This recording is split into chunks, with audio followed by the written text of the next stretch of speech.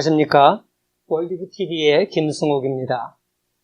수출로 경제성장을 이룩한 대한민국이 최근에 코로나19 팬데믹하고 또 미중 무역 충돌로 인해서 굉장히 어려운 시기를 보내고 있습니다. 그래서 이러한 시대에 우리 한국이 어떻게 대처해야 되느냐, 이걸 좀 듣기 위해서 청와대 경제수석도 역임하시고 또 한국무역협회 회장도 역임하시고 그리고 지금 현재 시장경제연구원의 이사장으로 계시는 김인호 이사장님을 모셨습니다. 이사장님 안녕하십니까? 안녕하십니까. 이렇게 좋은 프로그램에 참여해서 이야기할 수 있는 기회를 주셔서 감사하게 생각합니다. 예. 지난 세월 동안 한국이 어떻게 이렇게 무역면에서 수출면에서 정말 세계 손꼽는 랭킹을 거의 오르게 됐는지, 여기에 대해서 무역협회 회장을 역임하셨으니까 성중을 위해서 좀 소개시켜 주시면 감사하겠습니다. 네, 내가 1967년부터 공무원을 했습니다. 근데 1964년에 1억 불을 수출을 했어요. 이게 대단한 일로 그 당시 생각을 해서 이날이 우리 수출의 날로 정해져서 최근까지 기념이 되다가 나중에 바뀌었습니다만은, 근데 작년에 5,422억 불, 세계 7위의 수출 규모를 달성을 했습니다.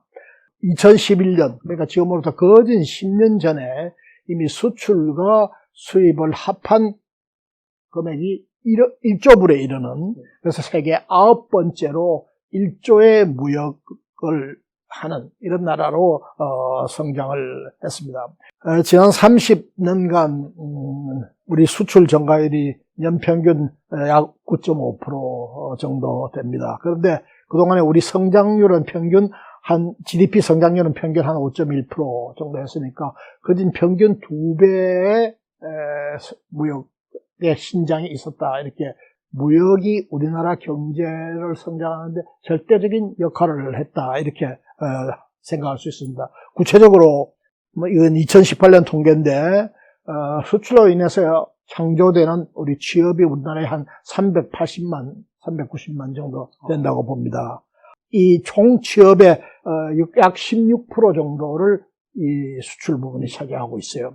그러니까 수출을 빼고 또 무역을 빼고 우리 경제를 생각을 해볼 수가 없는 거죠. 우리나라 경제가 어떻게 발전했느냐 하는 거하고 무역이 어떻게 발전했느냐 하는 거하고는 사실은 표리의 관계입니다. 근데 조금 더 무역에 집중을 해서 말씀을 드린다면 정부가 우선 무역 입국 정책을 썼다.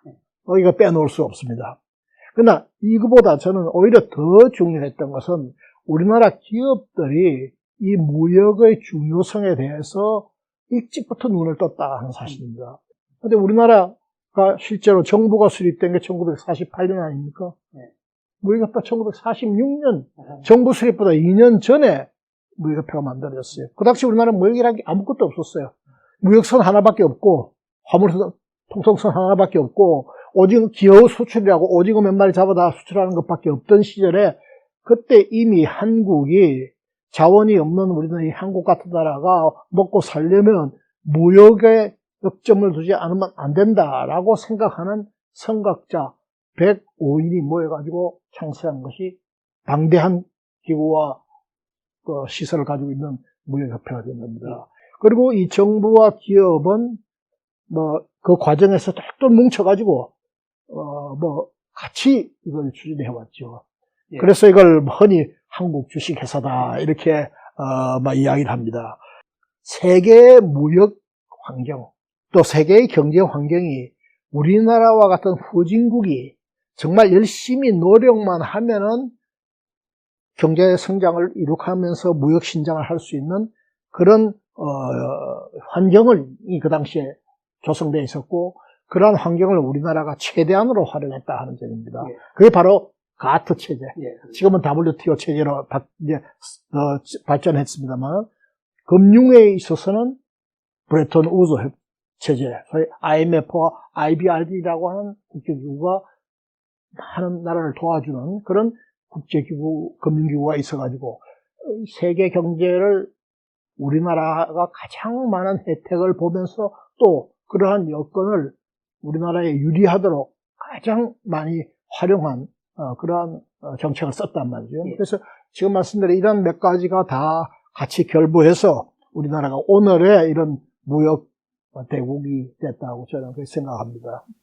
이 무역전쟁이 왜 시작된 건지, 그동안 그래도 미국 주도로 WTO 가입도 시켜주고, 이렇게 좋은 관계를 무려 40년 이상 유지했는데, 왜 이렇게 트럼프 대통령 시대에 와서 갑자기 무역전쟁이 시작됐는지, 거기에 대해서 말씀 좀 부탁드리겠습니다.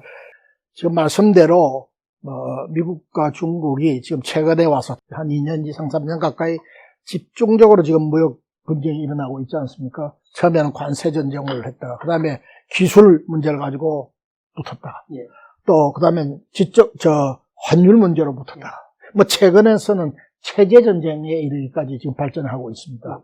이 과정에서 서로 간에 치고받고 하다가 또 좀 협상을 해가지고, 그렇게 좀 국면이 좀 완화됐다가, 전체적으로 미국이 공격을 취하고 중국이 방어하면서 정 안 되면 미국의 요구를 부분적으로 수용하고 있는 그런 양상으로 진행이 됩니다. 근데 사실 지금 이야기하는 관세라든가 지적 소유권이라든가 환율이라든가 이런 것은 사실은 나타난 결과지. 예.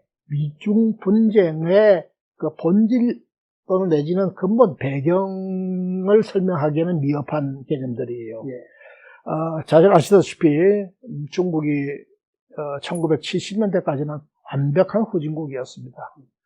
근데 이 중국을 미국이 이 세계 경제의 질서에 편입시키기 시작을 했단 말이죠. 그 과정에서는 물론 미국과 중국이 1979년인가요? 수교를 했는데 사실은 그 이전 약 1972년부터 사실은 대중 유화 정책을 쓰기 시작을 했습니다. 물론 미국이 이게 중국이 이뻐서만 쓴 건 아니에요.